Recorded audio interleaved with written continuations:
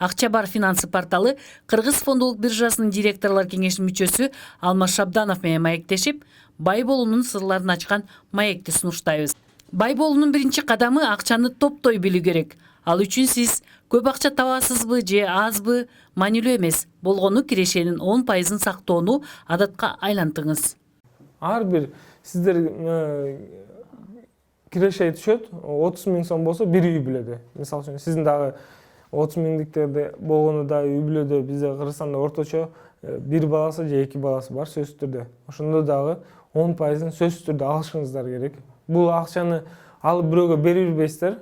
Өзүңүзгө эле керектүү болуп калса, жана татаал суроо же болбосо катаал бир учур болуп калса, ошого эле колдонууга бул жана биринчи психологиялык барьер да.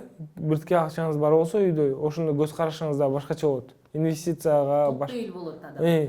Токпейил болот. Ошондуктан биринчи ошондон башташ керек. Анан кийин сиздер топтолгондон кийин өзүңүзгө эле ошондой суроолорду коюп баштайсыз. Мына менде мисалы үчүн 100 000 сом бар. Каяка, кайсынысына салсам эми? Банктардын арасында ойлонуп баштайсыз. Мисалы үчүн депозиттер бирөөсүндө 10%, бирөөсүндө 11%, бирөөсүндө 15%, бирөөсүндө облигация деп. Ошондо анан сиздер жана орусча айткандай корзина деп коет. Ошондо сиздер да бөлүп салып башташыңыз керек. Бул сөзсүз ошо маданияттын сөзсүз боло турган суроосу да. Буну кылбасаңыздар эч качан бай албайсыз. Көбүнчө мындай адамдар, орто адамдар жаман көрөт го бай адамдарды.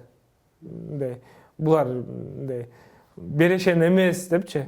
Бул андан эмес, тескерисинен да бул берешен эместиктен мындай экономикалык жактан өзүн катуу кармагандыктан ошондуктан байыган булчу. Бул чоң акчаны мисалы үчүн көп адамга быйыл эле окудум, жакында эле. Бир Америкада аял $276 миллион утуп алыптыр лотереяда. Ал болсо ошо бир жылдын ичинде аны сарптап жибериптир да. Чоң акча бул сөзсүз түрдө маданиятыңыз жок болсо, же болбосо финансылык жактан билимиңиз жок болсо, кандай акча болбосо сиз кетиресиз. $1000 табасызбы? $1000 кетиресиз бир айда. 30 000 сом табасызбы? 30 000 сом кетиресиз.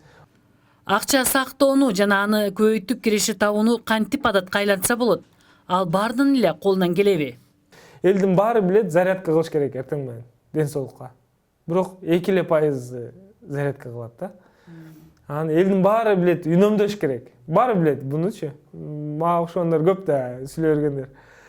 Анан кийин бирок баары сактабайт. Эмне ошо 2% сактайт, а дүйнөдөгү 2% адам дүйнөнүн 85% акчасын өзүнө ээ да, ошо компания.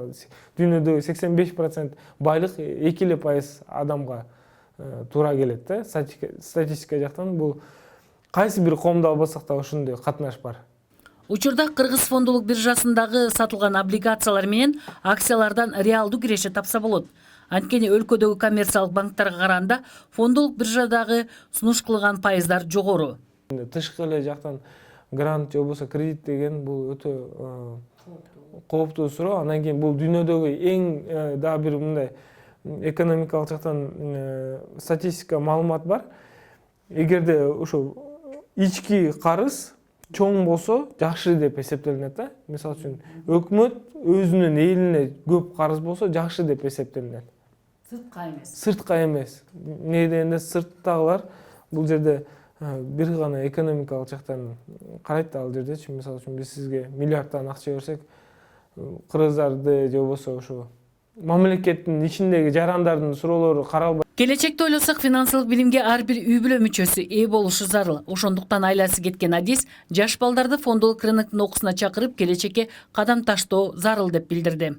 Кеңешим анда бир сөз сүйлөмө айтсак, ошо бир үй бүлөңүздө кичинекей балаңыз жаңы жараныңыз бар болсо, окуп аткан болсо, ошону сөзсүз түрдө мына моолор эмнени айтып атат, барып түшүнүп келчи деп ошону жоктон жиберип койсун да. Жоктон бир үй бүлөдөн бир адамды ошо экономикалык жактан маалыматты көбүрөөк бергенге аракет кылганга биз дайыма ачыкпыз.